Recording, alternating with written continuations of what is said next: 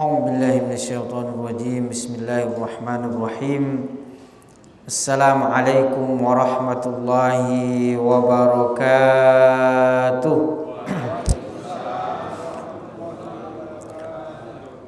Alhamdulillahi rabbil alamin. Bi ni'matihi tatimmus shalihat wa bi fadlihi tatanazzalur rahmat wa bi karamihi tunalul barakat wa bi afwihi tubaddalus sayyiatu bil hasanat. Asyhadu an la ilaha illallah wahdahu la syarikalah wa asyhadu anna sayyidana Muhammadan abduhu wa rasuluh. Allahumma salli wa sallim ala sayyidina Muhammadin wa ala alihi wa ashabihi ajma'in. Subhanaka la ilma lana illa ma 'allamtana innaka antal alimul hakim. Bapak Ibu hadirin dan hadirat jamaah salat maghrib yang dimuliakan Allah Subhanahu wa taala, kembali kita bersyukur kepada Allah atas segala nikmat yang dianugerahkan, dan kita mengucapkan alhamdulillahi rabbil alamin. Karena dengan nikmatnya lah kita bisa berada di tempat yang baik, di tempat yang dimuliakan oleh Allah Subhanahu wa taala.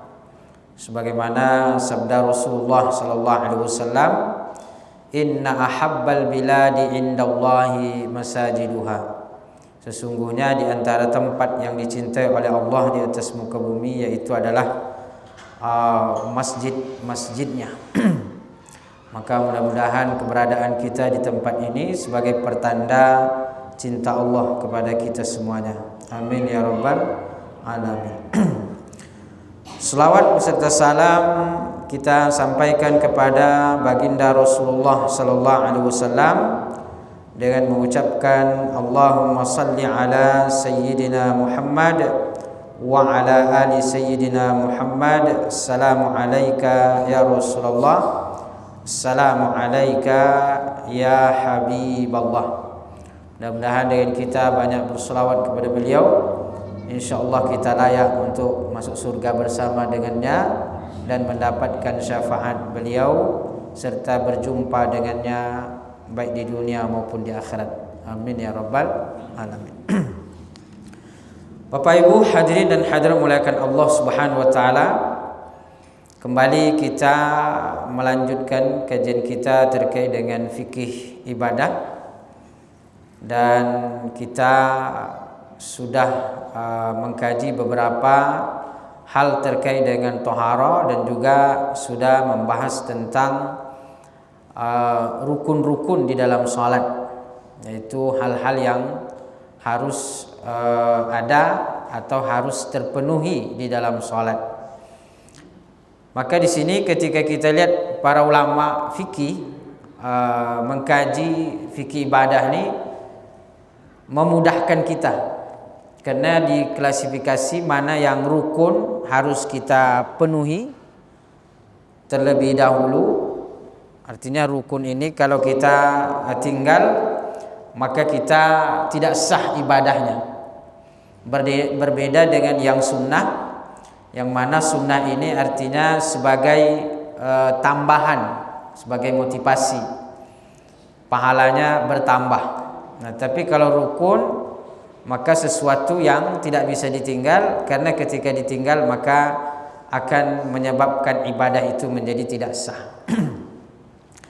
Dan kita sebutkan bahwa di dalam mazhab Syafi'i atau di dalam kajian beberapa ulama, bahwa rukun di dalam salat itu ya sebagaimana yang populer yaitu kurang lebih 13. Artinya yang harus terpenuhi. Pertama, niat ketika takbiratul ihram, artinya niat di dalam hati, terutama dalam mazhab Syafi'i sebagaimana kita sebutkan bahwa ketika orang takbir Allahu Akbar maka niatnya harus di dalam hati. Nah, ini kalau mazhab Syafi'i, jadi agak ketat, karena niat harus ada di dalam, harus hadir di awal sholat. takbir ucapan Allahu Akbar itu rukun, lalu kemudian niatnya juga sebagai rukun. Nah, ini tentu berbeda sebagaimana kita sebutkan, berbeda dengan mazhab yang lain yang mengatakan bahwa niat boleh lebih dahulu. Nah, jadi niat boleh di rumah. Jadi sampai di masjid mungkin tidak lagi niat, tinggal takbir Allahu Akbar. Nah, tapi kalau dalam mazhab Syafi'i kita sebutkan bahwa harus niatnya di awal. Makanya disinilah kemudian kita sebutkan bahwa di dalam mazhab Syafi'i disunnahkan untuk mengucapkan niat, yusannu talaffuzu bin niyyah liyusa'idal lisanu al qalba. Dianjurkan untuk mengucapkan niat, melafazkan agar ketika pas takbir niatnya hadir dalam hati. Jadi lafaz ini sebagai wasilah membantu hadirnya niat di dalam hati. Memang sepakat para ulama bahwa ya niat di dalam hati, tetapi mengucapkannya ini bagaimana hukumnya. Nah, kita sebutkan bahwa dalam mazhab Syafi'i niat di lisan, mengucapkan niat itu adalah sesuatu yang dianjurkan agar dia membantu hadirnya di dalam hati. Jadi artinya ini persoalan yang diikhtilafkan oleh para ulama. Ada juga yang mengatakan tidak perlu talaffuz, tidak perlu mengucapkan, jadi langsung saja. Nah, tapi intinya sepakat bahwa niat itu di dalam hati. Ya, artinya kalau ada khilaf, ada yang mengucapkan, ya boleh-boleh saja, tidak ada masalah. Bagus dalam mazhab Imam Syafi'i.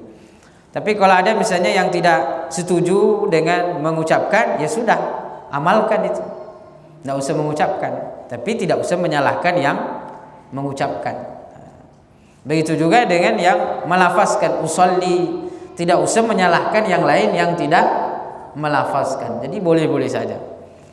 Nah, maka ini khilaf di antara para ulama.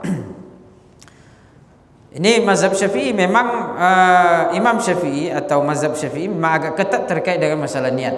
Jadi biasanya niat ini harus dihadirkan di setiap awal ibadah, kecuali ibadah puasa di antaranya. Ibadah puasa yang dibolehkan niat dari malam harinya.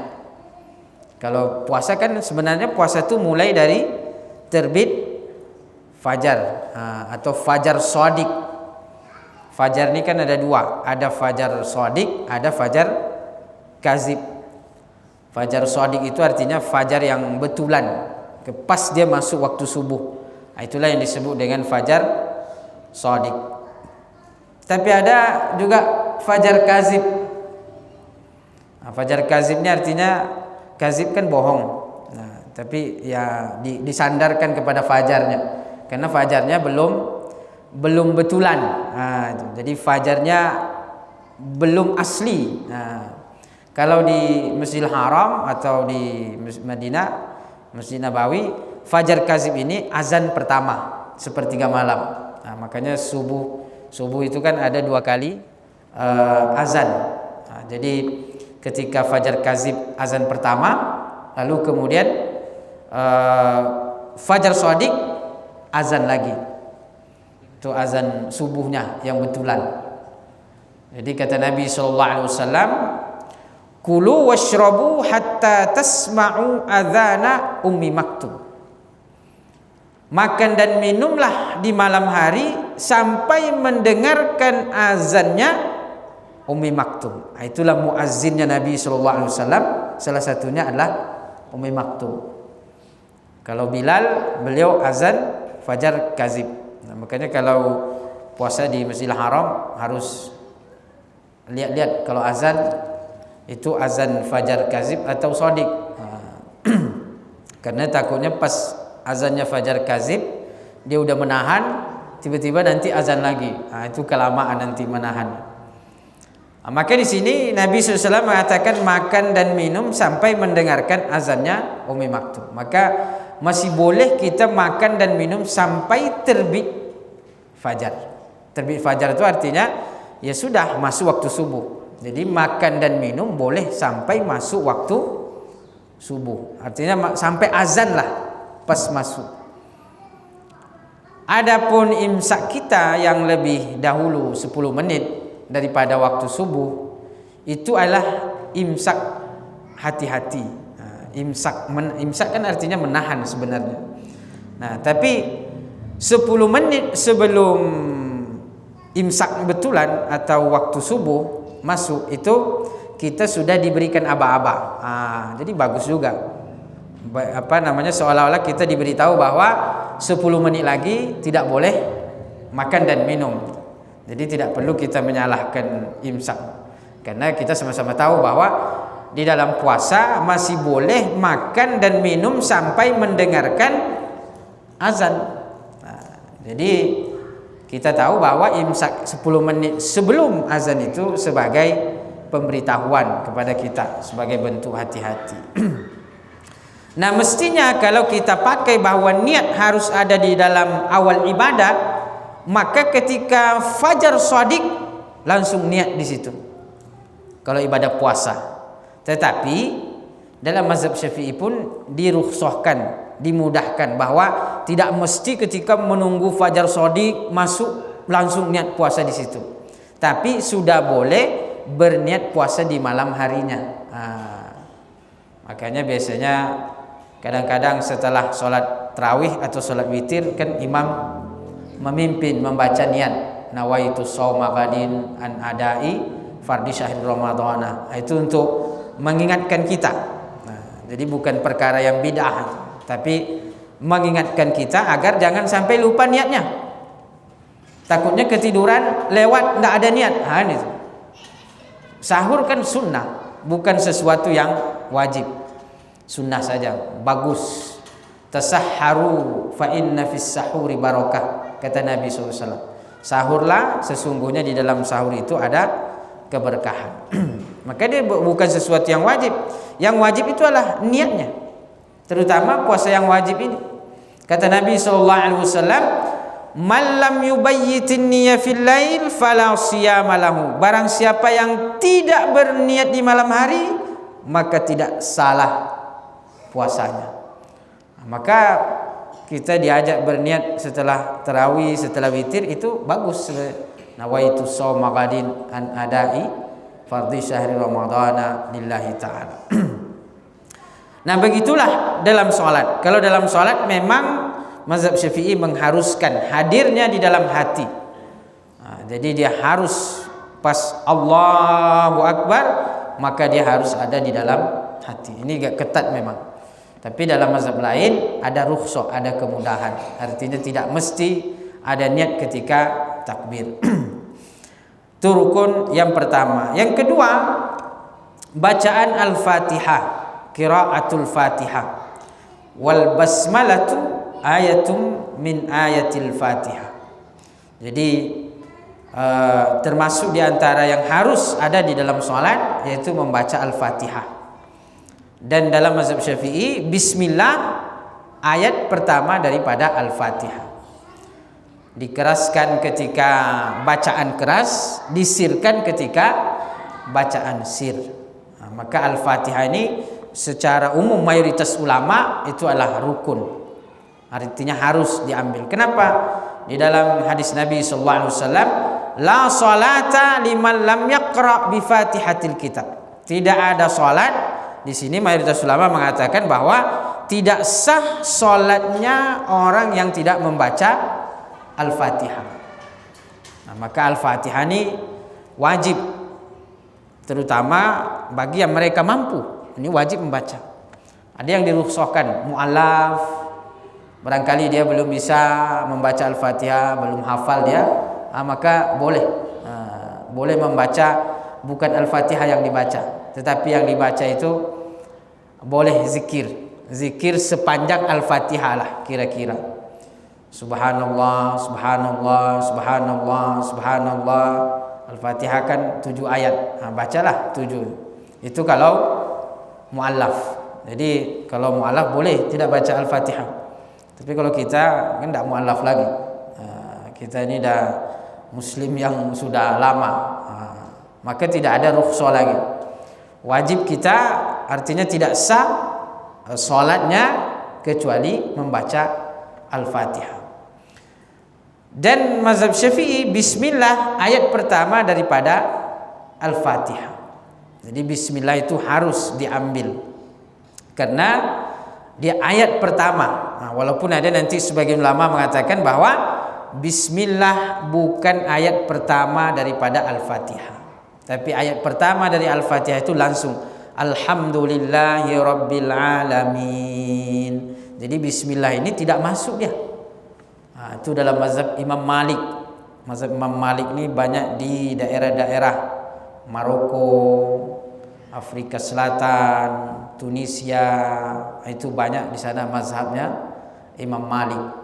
Ini menurut mazhab Imam Malik, bismillah bukan ayat daripada Al-Fatihah.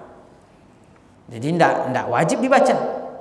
Jadi kalau dia sholat langsung saja Allahu Akbar, bismillahirrahmanirrahim. Tidak ada bismillah. Langsung alhamdulillahirabbil alamin. Nah, begitu.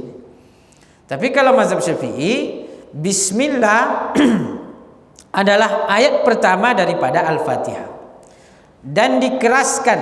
Nah, dikeraskan ketika Fatihah itu dikeraskan. Makanya kalau mazhab Syafi'i dia keras bismillahnya. Allahu Akbar, baca doa iftitah, bismillahirrahmanirrahim, alhamdulillahi rabbil alamin. Ini kalau mazhab Syafi'i. Nanti ada lagi mazhab lain, mazhab Ahmad, Imam Ahmad bin Hambal, mazhab Hanafi yang mengatakan bahwa bismillah adalah ayat daripada Al-Fatihah, sama dengan mazhab Syafi'i. Bismillah itu ayat daripada Al-Fatihah, ayat pertama, tetapi tidak dijaharkan ketika dibaca di dalam sholat. Jadi tidak dijaharkan. Makanya di Mekah, Madinah yang notabene-nya di sana adalah mazhab Imam Ahmad bin Hambal yang banyak diamalkan, maka kita dengar imamnya tidak mengeraskan bismillah, langsung setelah takbir ya baca bismillah, tetapi sir bismillahnya alhamdulillahi rabbil alamin. Nah, kadang-kadang di kita pergi umroh, pergi haji kan, didengar di Masjidil Haram ini tidak pakai bismillah, tidak dengar bismillah. Pulang dia jadi imam, hilang juga bismillahnya. Nah, ini memang tidak salah, tapi beramal sekedar ikut-ikutan. Artinya dia dengar orang, artinya Masjidil Haram kenapa begitu? Itulah mazhab yang diamalkan di sana, sah-sah saja gitu. Tapi lalu kemudian sekedar ikut-ikutan, apalagi menyalahi amaliyah yang sudah berlaku umum di masyarakat kita, maka itu bisa menjadi fitnah. Menjadi fitnahnya itu apa? Mengacau dia. Pulang dari sana langsung hilang bismillahnya, tidak ada bismillah lagi. Kenapa? Di Masjidil Haram tidak ada bismillah. Nah, ini kan sekedar ikut-ikutan saja. Kita beramal tidak baik sekedar ikut-ikutan. Ada lagi yang lebih ekstrim. Masjidil Haram tidak pakai beduk. Di sini ada masjid pakai beduk. Masjid Raya An-Nur, itu pakai beduk. Setiap 5 waktu kan beduknya dipukul. Baca apa? Tarhim. Salatu wassalamu alaik. Nanti baru dung dung dung dung dung dung dung dung dung, Allahu Akbar, Allahu Akbar. Kan itu apa namanya, adat kita. Jadi pakai tarhim, beduk, baru kemudian azan. Lain pula rasanya, nikmatnya seperti itu ini. Itu ada pulang dia dari sana di tanah haram, tidak ada beduk di sana.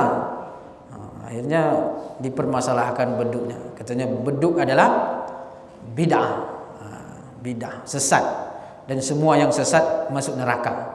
Jadi bahaya nih. Yang sholat di sana bisa masuk neraka. Pemukul beduknya apalagi. Ini persoalannya kalau tidak tidak kita kaji ilmunya dengan baik, tidak kita dudukkan ilmunya. Itu kan persoalan itu adalah wasilah saja, wasilah untuk mengetahui masuknya waktu misalnya. Beduk itu mengetahui masuknya waktu aja sebenarnya. Yang mana dulu sebelum ada mic, itu kan beduk lebih jauh jangkauannya. Artinya dia sudah menjadi budaya. Ya budayakan sah-sah saja selagi tidak bertentangan dengan syariat. Nah, maka dalam ibadah ini ya harus kita tahu dalilnya, maksudnya harus kita tahu pendapat pandangan-pandangan ulama dalam masalah ini. Nah, kenapa dalam mazhab Syafi'i wajib dibaca bismillah? Karena bismillah adalah bagian daripada Al-Fatihah dan dijaharkan di saat ketika salat itu dijaharkan Al-Fatihahnya, dan dia disirkan kalau salat itu disirkan. Nah, makanya bagi kita sebenarnya orang mau baca bismillah di dalam salat atau tidak itu sebenarnya sah-sah saja. Boleh-boleh saja kan, tadi ada yang membaca bismillah, ada yang tidak. Boleh-boleh saja kan, tidak ada masalah. Tetapi dalam masalah khilaf ini sebaiknya jangan menyalahi sesuatu yang sudah berlaku di negeri itu. Itu di antara adab kita dalam menjalankan persoalan yang diikhtilafkan oleh para ulama. Ketika Syekh Sudais datang dari Saudi sholat di Masjid Istiqlal Jakarta, itu pakai bismillah. Bismillahirrahmanirrahim dijaharkan. Nah, itu artinya mura'ah, kita memperhatikan amaliyah penduduk suatu negeri. Artinya sebenarnya dibaca tidak dibaca tidak ada masalah. Artinya sah-sah saja dalam pandangan ulama. Begitu juga disirkan atau tidak disirkan. Tidak ada masalah. Yang penting itu memperhatikan adab-adabnya, tidak menyalahkan, tidak menganggap amaliyah kita yang paling betul. Nah, ini kenapa kita terbiasa dengan jahar bismillah, kenapa terbiasa dengan kunut, terbiasa dengan zikir jahar setelah sholat? Ya karena dalam mazhab Syafi'i seperti itu.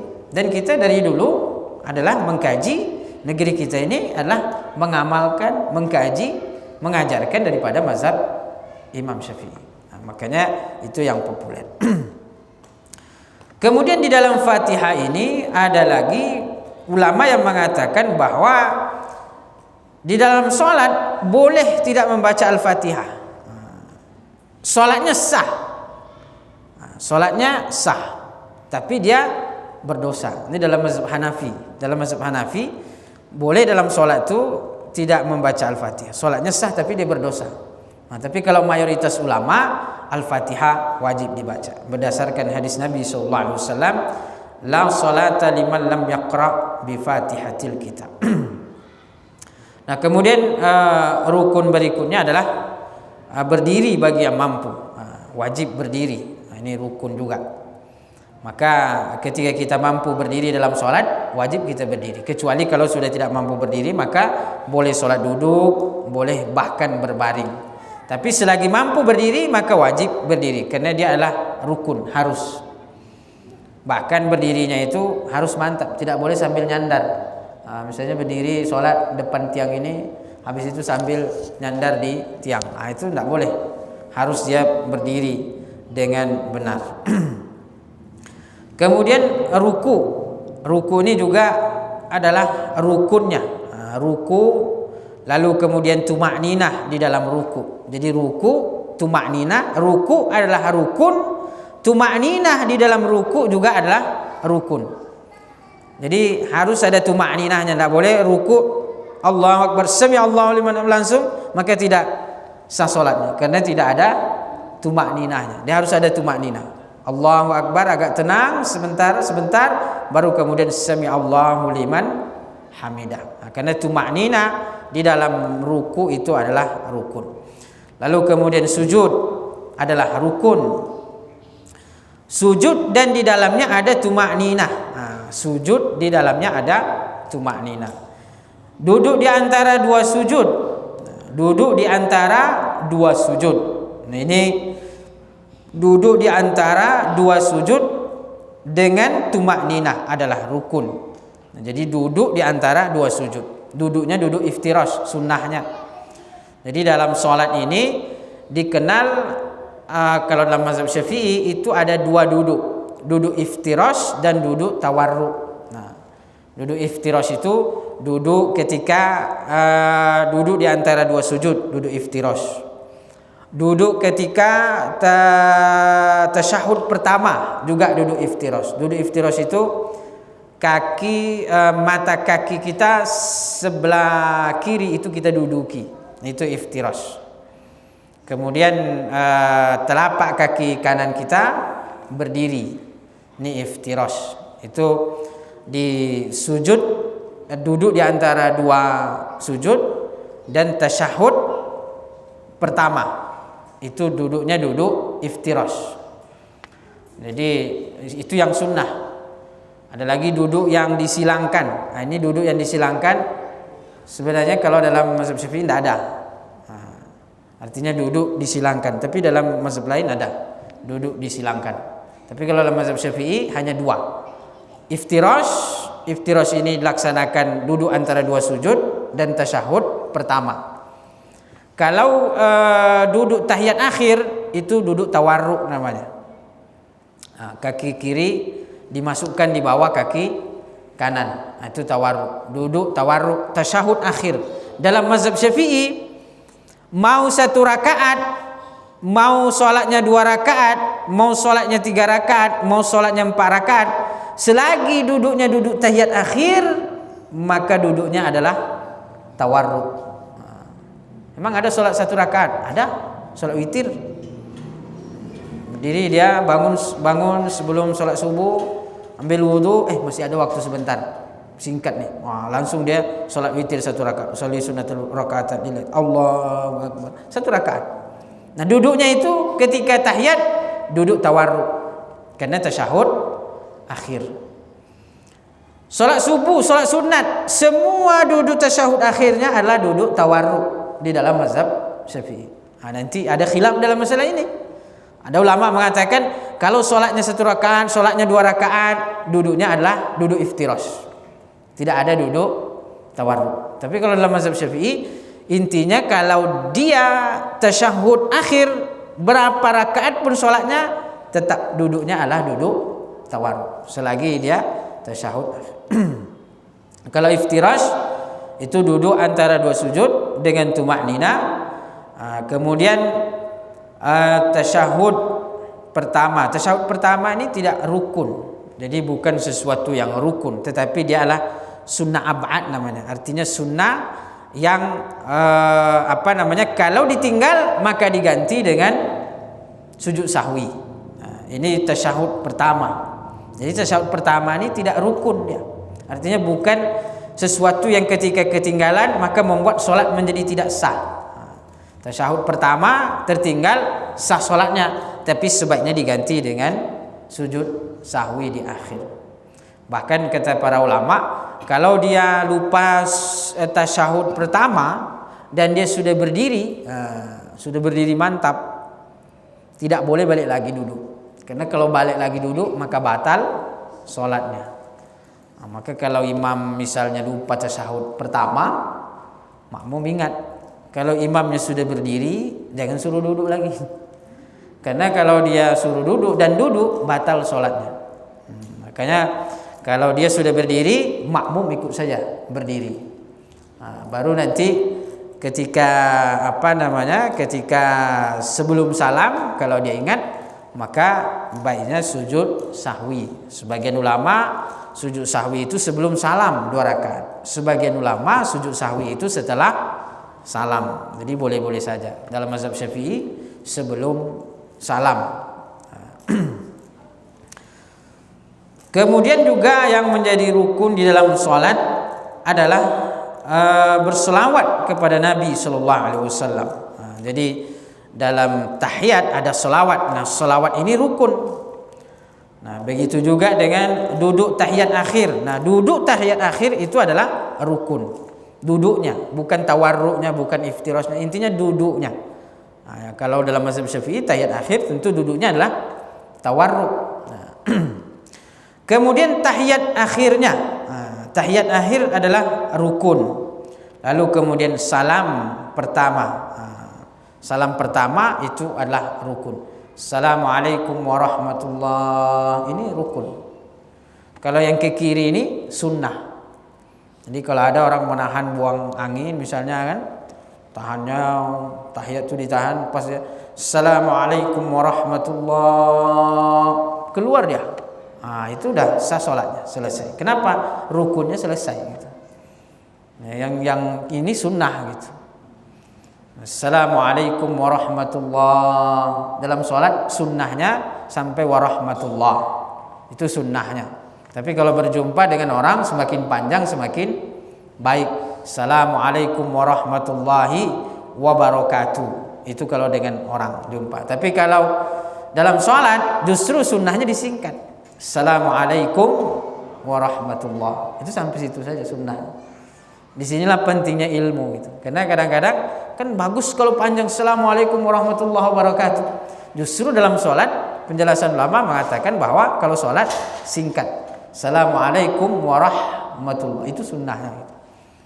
Baru kemudian sebelum ke kiri, ke depan lagi wajahnya.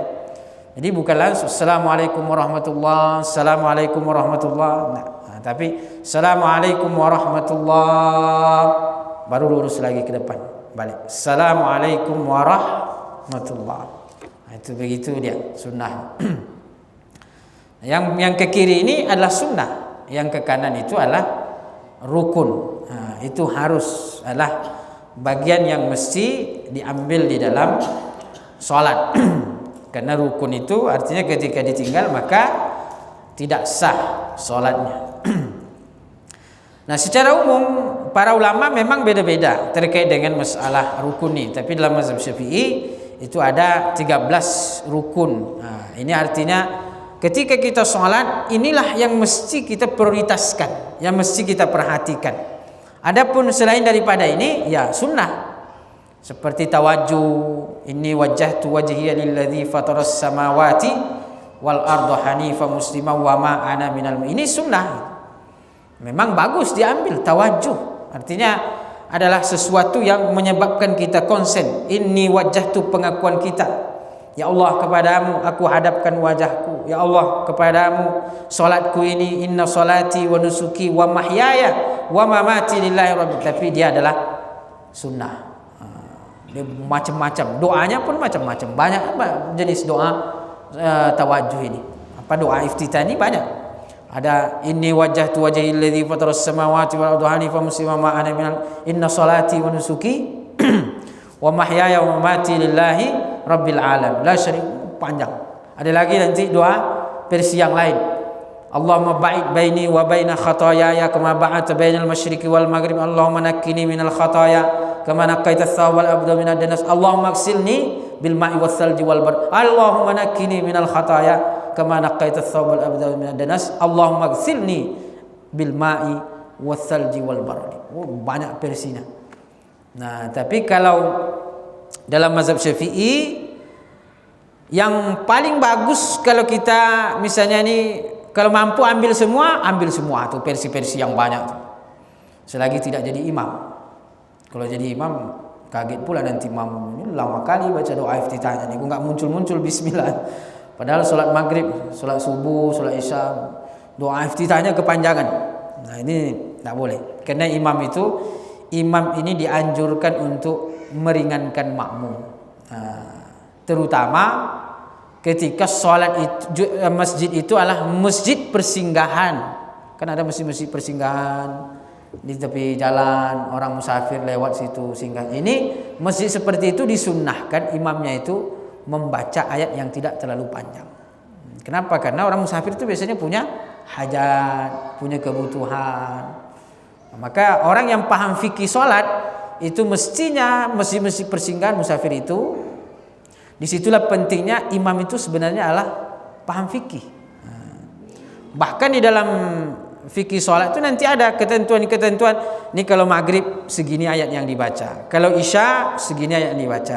Pokoknya yang penting sholat yang paling panjang itu adalah sholat subuh. Kalau isya itu standar, zuhur standar, asar standar. Nanti kalau maghrib itu pendek. Dicontohkan di kitab-kitab itu kalau maghrib ya kul ya ayyuhal kafirun misalnya. Kemudian contohnya juga kul huwallahu ahad. Nah, itu. Di contoh itu sebenarnya contoh. Cuman kita betul-betul mengamalkan contoh itu. Akhirnya ketika sholat maghrib kul ya ayyuhal kafirun, Qul huwallahu ahad. Itu contoh. Maksudnya itu ya seperti itulah kira-kira. Ketika sholat subuh yang agak panjang, itu boleh-boleh saja. Kecuali sholat sunat, sholat tarawih. Sholat tarawih ini kan kadang-kadang ada kesepakatan antara imam dengan makmum atau jamaah. Kita sholat tarawihnya satu malam 1 juz.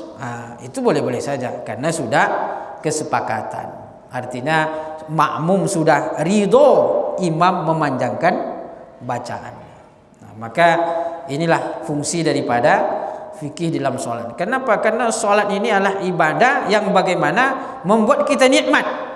Jadi jangan sampai sholat ini membuat orang menjadi kesal. Bukan nikmat, tapi malah kesal gitu. Maka di situ pentingnya fikihnya tadi.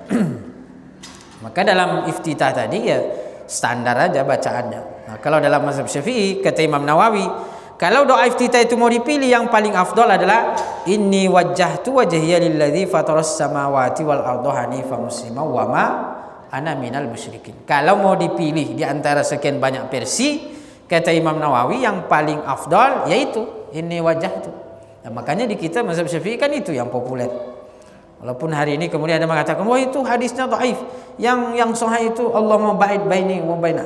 Akhirnya menyalahkan. Ini tidak betul. Ini Imam Nawawi seorang ulama besar yang dia ulama yang diakui keulamaannya, dalam kitab Al-Azkarnya, dalam kitab zikir-zikirnya mengatakan bahwa kalau doa iftitah ini mau disingkat, yang paling afdal ambil inni wajjahtu wajhiya lilladzi fataras samawati wal ardh. Itu yang paling afdal. Kata beliau kalau mau diambil semua lebih bagus, ambil semua versi-versi itu. Tapi ketika sholat sendiri, nah, bukan ketika sedang jadi imam. Kalau sholat sunat sendiri, panjangkanlah doa iftitah itu sepanjang-panjangnya. Tapi jangan pula kepanjangan doa iftitahnya, kecapean, habis itu Fatihahnya tinggal. Maka tidak betul. Kenapa? Karena Fatihah adalah rukun. Maka rukun ini yang kita prioritaskan, baru kemudian sunnah-sunnah selebihnya. Jangan kebanyakan sunnahnya banyak, rukunnya yang tertinggal kan gitu. Kita prioritaskan. Disinilah bagusnya kita mempelajari fikih ini, karena ulama mengatakan, ini rukunnya, rukun harus diambil. Itu yang kita prioritaskan dulu. Jadi pikiran kita terpusat pada rukun terlebih dahulu, baru kemudian sunnah-sunnahnya. Ini luar biasa. Baik, waktu mungkin barangkali tinggal sedikit. Kalau ada pertanyaan, diskusi, silakan. Ya, silakan sambil.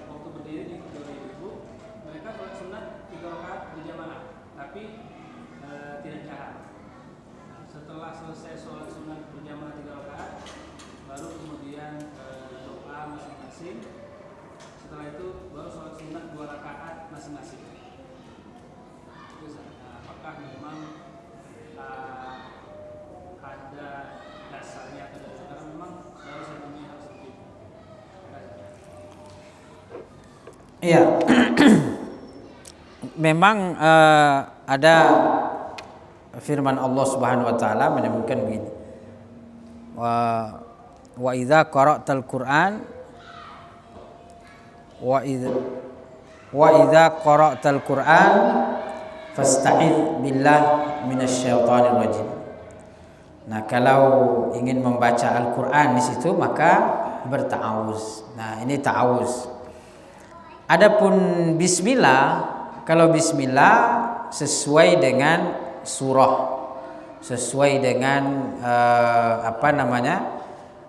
lebih afdolnya adalah ketika kita memulai dari surah. Nah, karena surah kan setiap surah ada bismillahnya. Kecuali At-Taubah. Nah, itu tidak disunnahkan. Nah, tapi kalau dari pertengahan ini sebenarnya ya tidak ada masalah juga. Baca bismillah pun sebenarnya sah-sah saja. Kenapa? Karena bismillah ini sepakat para ulama bahwa bismillah itu adalah bagian daripada Al-Qur'an. Nah, jadi tidak ada masalah. Artinya mau dibaca atau tidak, tapi memang sebaiknya bismillah ini ketika kita memulai surah sebenarnya. Ketika memulai surah, terutama dalam sholat. Kalau di luar sholat mungkin lebih bebas. Makanya mungkin bagusnya ya kalau dalam sholat ketika dari pertengahan ayat tidak perlu pakai bismillah gitu. Langsung saja gitu. Kenapa? Karena kita sudah ta'awuz misalnya. Ta'awuz itu sunnah juga. Jadi ta'awuz a'udzubillahi minasyaitonirrajim itu disunnahkan di setiap sebelum kita membaca bismillah Al-Fatihah. Nah, kan kita dalam sholat kan menurut mazhab Syafi'i kan wajib kita membaca Al-Fatihah baik sebagai imam atau sebagai makmum.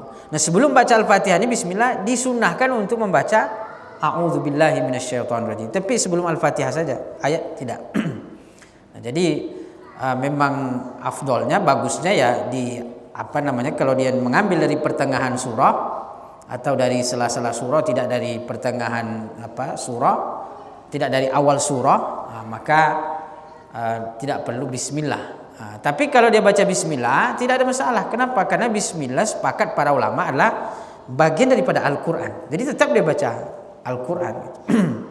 Kalau tadi kan ikhtilaf ulama, apakah bismillah awal daripada Al-Fatihah? Ya betul ikhtilaf. Tapi bismillah sepakat para ulama bahwa bismillah adalah bagian daripada Al-Qur'an. Karena bismillah itu tidak hanya terdapat di awal Al-Fatihah. Bismillah ada di surah yang lain menyebutkan bismillahirrahmanirrahim. Nah, itu.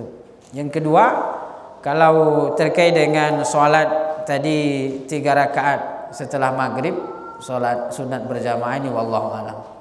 Saya pun belum tahu juga dalilnya landasannya apa. Tetapi juga wallahu alam, karena siapa tahu di sana ada hal ini perlu ditelaah, perlu saya telaah lagi.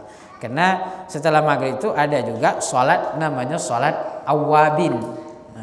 Menurut sebagian ulama, ya, wallahu alam. Tapi kalau terkait dalil khusus sampai saat ini saya belum tahu, wallahu alam. Nah, kalau kemudian doa masing-masing kan itu tidak ada masalah. Kemudian sholat sunat 2 rakaat masing-masing, itu kan ya sholat sunat ba'diyah gitu. Ya masalah adalah 3 rakaat tadi. Kalau itu wallahu alam. Nanti saya telaah lagi apakah itu ada atau itu sesuatu yang landasannya tidak ada, atau barangkali ada tetapi bisa jadi dhaif dan lain sebagainya. Baik, itu barangkali yang dapat kita kaji. Atas segala salah dan khilaf mohon maaf, atas segala perhatian terima kasih. Billahi taufiq wal hidayah wa ridha wal inayah. Subhanakallahumma wa bihamdika asyhadu an la ilaha illa anta astaghfiruka wa atubu ilaik. Wassalamu alaikum warahmatullahi wabarakatuh.